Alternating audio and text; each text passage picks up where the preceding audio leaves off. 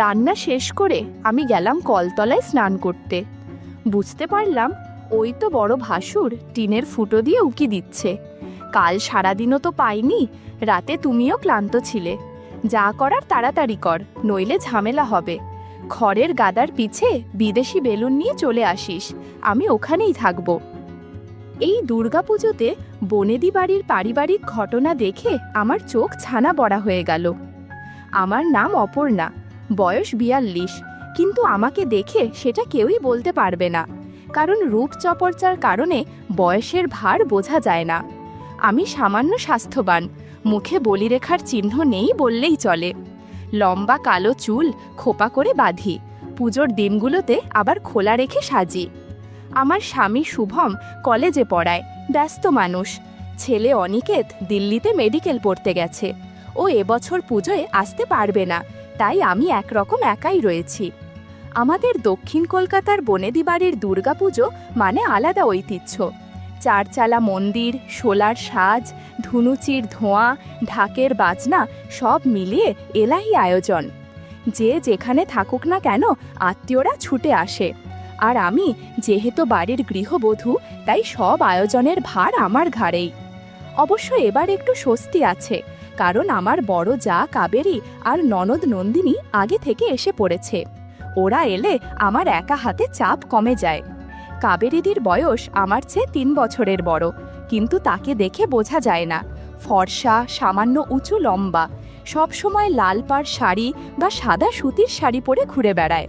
ওর চোখ দুটো যেন সবসময় কারো দিকে খুঁজে বেড়ায়, অপলক, তীক্ষ্ণ। আমার সঙ্গে খুব খোলামেলা ব্যবহার করে, হাসি ঠাট্টায় মাতিয়ে রাখে। তবে আমি মাঝে মাঝে লক্ষ্য করেছি, পুজোর ভিড়ে অনেক সময় সে চুপচাপ গা ঢাকা দিয়ে থাকে। তখন মনে হয় ভেতরে লুকোনো অনেক কিছু আছে। নন্দিনী হলো শুভমের বোন, বয়স ৩৮। গায়ের রং একটু শ্যামলা হলেও মুখটা খুব ঝলমলে, একদম প্রাণ খোলা হাসি। গলায় সোনার হার সবসময় ঝমঝম করে বাজে। তার স্বামী সুব্রত একেবারেই ভিন্ন মেজাজের মানুষ, গম্ভীর কিন্তু গল্প করতে ভালোবাসেন। নন্দিনীকে দেখে আমার মনে হয় তার ভেতরে যেন সবসময় একরকম অস্থিরতা কাজ করে। মাঝে মাঝে মনে হয় নিজের বাদেও কারো সাথে ঘনিষ্ঠ সম্পর্ক আছে। এদিকে আছে কাবেরীদির ছেলে প্রীতম, বয়স ২০, লম্বা, ফর্সা, একেবারে কলেজ বয়। ওকে দেখলে কারো মনে হবে না সে এখনো মা বাবার সংসারে থাকে। চোখে মুখে এক অদ্ভুত জেদি আকর্ষণ। আমি যতটা দূর থেকে বুঝি, ওর সাথে দিদির সম্পর্কটা শুধু মা ছেলের মতো সহজ নয়। তবে এই কথাটা আমি আমার মনের ভেতরেই আটকে রাখি, কাউকে বলার মতো সাহস পাই না। পুজোর আবহ শুরু হয়ে গেছে, বাড়ি ভর্তি আত্মীয় স্বজন। সকাল থেকে ভিড়, হাসি, হইচই, খাওয়া দাওয়া, ঢাকের বাজনা সব মিলে বাড়িটা যেন অন্য জগৎ। তবে এত লোকের ভিড়ের মধ্যেও আমি লক্ষ্য করি সবার চোখ কখনো না কখনো আমার দিকেই ঘুরে যায়। হয়তো আমার সাজ, হয়তো আমার হাঁটার ভঙ্গি অন্যরা ভালোভাবে লক্ষ্য করছে, বিশেষ করে যখন কাজের সময় আঁচল গুজে বাড়ির কাজ করি তখন। কিন্তু আমার গল্পটা স্রেফ সাজগোজের নয়। পুজোর এই ভিড়ের মধ্যে ধূপের গন্ধ আর মন্ত্রোচ্চারণের ফাঁকে কোথাও যেন গোপনে অদ্ভুত কিছু লুকিয়ে আছে। আমি টের পাই, শুধু আমিই নয়, আমাদের পরিবারে প্রায় সব মহিলার জীবনেই এমন কিছু অজানা গোপন অধ্যায় আছে যা প্রকাশ্যে আসে না। সেদিন ছিল পঞ্চমী, ঠাকুর আসবে সেই নিয়ে সকাল থেকে সারা বাড়ি ব্যস্ত। ভাসুর বাবু সকাল থেকে মিস্ত্রিদের সাথে কাজ দেখাচ্ছে। একটু পর ফুলওয়ালা, ঢাকি, লাইটিংওয়ালারা এক এক করে আসছে। আমি রান্নাঘরে গিয়ে দেখলাম কাবেরীদি ইতিমধ্যেই কাজ শুরু করে দিয়েছে। শাড়ির আঁচল কোমরে গুঁজে রান্নার মেয়ে ঝর্ণার সাথে তরকারি কুটছে। ওকে দেখলে মনে হয় না এ বয়সেও এমন সাংসারিক কাজ জানে। সাদা লালচে পাড়ের শাড়ি, খোপা থেকে একটু চুল খসে পড়েছে। আমি একদিকে হাসলাম, আবার মনে মনে ভাবলাম দিদির এই সৌন্দর্য বাড়ির যে কারো নজর কাড়বে। হয়তো আমি কল্পনা করছি, কিন্তু কিছুদিন আগে থেকেই আমার চোখে পড়ছে প্রীতমের সঙ্গে কাবেরীদির কথাবার্তায় এক অদ্ভুত টানে। সেই সন্দেহটাই যেন সেদিন বিকেলে সত্যি হয়ে উঠল। ঠাকুর আনতে যাওয়ার আগে আমি ৩ তলায় উঠলাম। দিদির ঘরে একটু কথা বলার ছিল, কোন কোন সামগ্রী কোথায় রাখা আছে। ওপরে গিয়ে দেখি দরজাটা আটকানো, ভেতর থেকে হালকা আওয়াজ আসছে। প্রথমে ভেবেছিলাম হয়তো দিদি কারোর সাথে ফোনে কথা বলছে, কিন্তু কান পাততেই শুনি ভেতরে দুজনের গলা। একটা গলা কোমল, একটু খুঁতখুঁতে, ওটা কাবেরীদির। আর একটা গলা ভারী, একটু ভাঙা ভাঙা, সে আর কেউ নয়, প্রীতম। কাবেরীদি বলছে, এই বাবু, না না, এখন এভাবেই নয়, বাড়ি ভর্তি লোক, কেউ যদি শুনে ফেলে। প্রীতম চাপা গলায় হাসছে, আরে মা, একটুখানি, কাল সারাদিনও তো পাইনি, রাতে তুমিও ক্লান্ত ছিলে। দিদির গলায় বিরক্তি মেশানো আদর, তুই যে কি করিস, না বলতে গেলেও পারি না, যা করার তাড়াতাড়ি কর, নইলে ঝামেলা হবে। বন্ধুরা, ইউটিউবের কড়া নিয়মের কারণে এসব ঘটনা সরাসরি বলা যাচ্ছে না। তোমরা কমেন্টে দেয়া লিংক থেকে আমার ওয়েবসাইট ভিজিট করো, সেখানে একদম মনের মতো গল্প দেয়া আছে যেগুলো ইউটিউবে পাওয়া যায় না। আমার কানে যেন বাজ পড়ল। ভেতরে দাঁড়িয়ে থাকা মানুষটা আমার বড় যা, পরিবারের সম্মান, যে সবার সামনে ভদ্র মার্জিত রূপে থাকে, আর সে নিজের ছেলের সঙ্গে এমন গোপন টানাপড়েনে জড়িয়ে পড়েছে। আমার পা কাঁপতে লাগলো।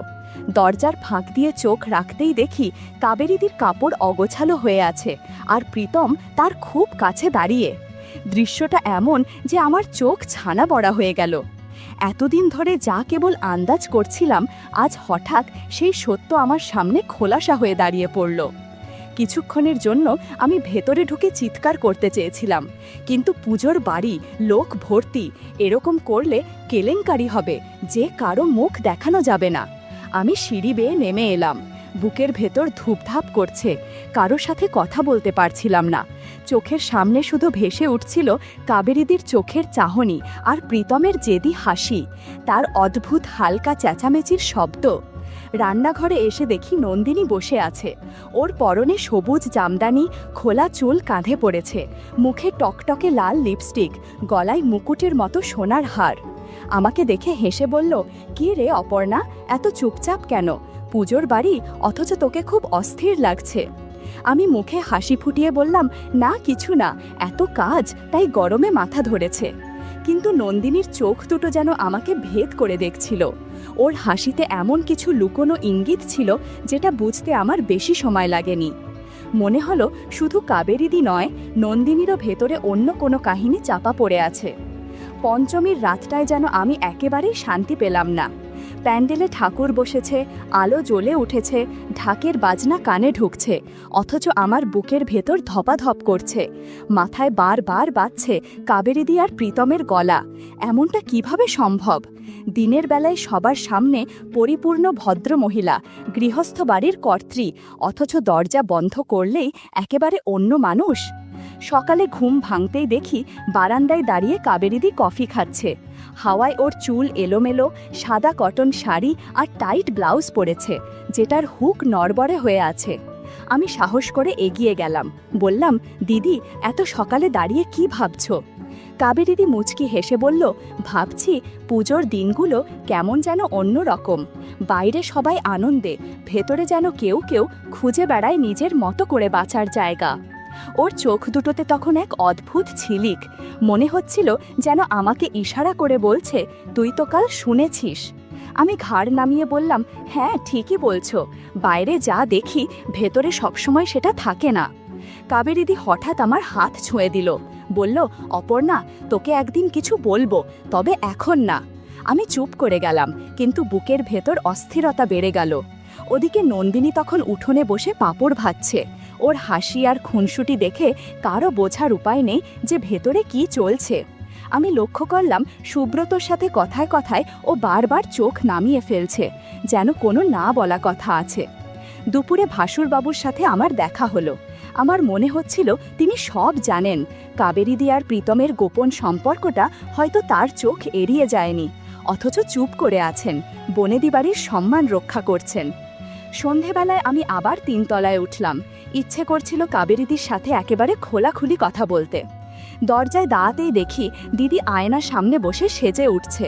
পরনে রক্তলাল শাড়ি, গলায় সোনার মালা, ঠোঁটে টকটকে লিপস্টিক। ওকে দেখে আমার চোখ আটকে গেল। আমি ধীরে বললাম, দিদি, তোমাকে একটা কথা জিজ্ঞেস করব?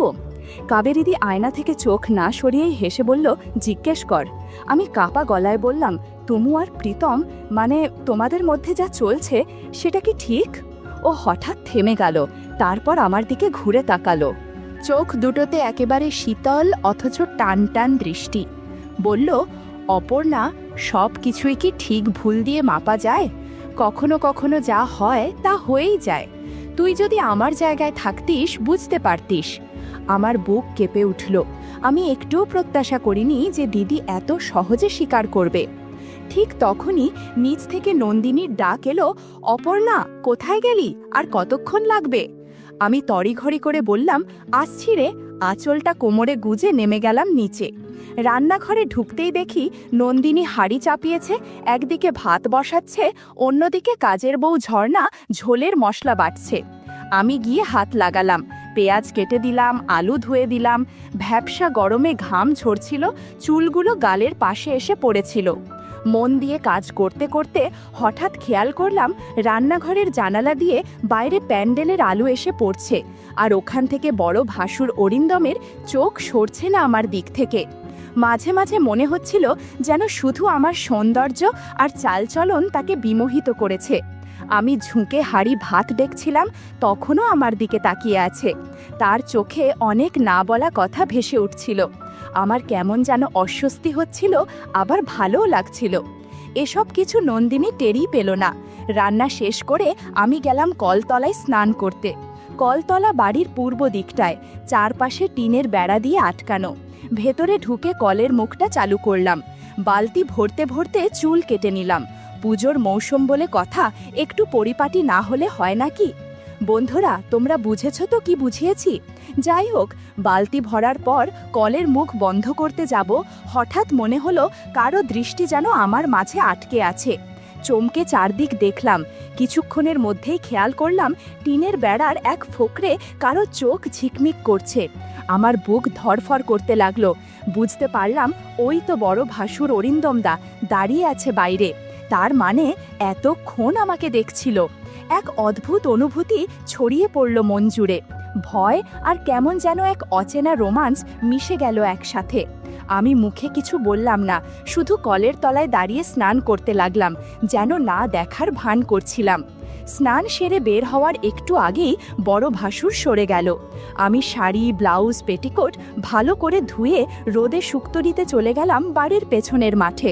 মাঠের একপাশে গোয়াল ঘর, আর ঘরের ঠিক পাশেই খড়ের গাদা। খড়ের হালকা শব্দ শুনে মনে হলো এখানে কেউ আছে। অজানা কৌতূহল নিয়ে এগিয়ে গিয়ে দেখি আশেপাশে বিদেশি বেলুনের প্যাকেট পড়ে আছে। মনের মধ্যে খটকা লাগলো, কি ব্যাপার, এসব এখানে কে ফেলে রেখেছে? আর একটু সামনে এগোতেই চোখে পড়ল ননদ নন্দিনী আর আমার ছেলে অনিকেতের দিকে। নন্দিনী অগোছালো হয়ে খড়ের গাদায় শুয়ে আছে, আর অনিকেত গামছা পরে পাশের বসে আছে। মনে হয় দুজন গল্প করছিল। ওদের হেসে খেলে কথোপকথন, ছোট ছোট ছন্দ, এমনভাবে চোখে চোখ মিলানো দেখে মনে হলো অনেক আগে থেকেই তাদের মধ্যে এরকম সম্পর্ক রয়েছে। নন্দিনী বলছে, কি করব বল, তোর মামা সুব্রত কিছুই পারে না, ওকে দিয়ে কিছুই হয় না, আর কত নিজেকে সান্ত্বনা দেয়া যায়। অনিকেত বলছে, তুমি কোনো চিন্তা করো না, আমি তো আছি তোমার সেবা করার জন্য। নন্দিনী বলল, আজ অনেক গল্প হয়ে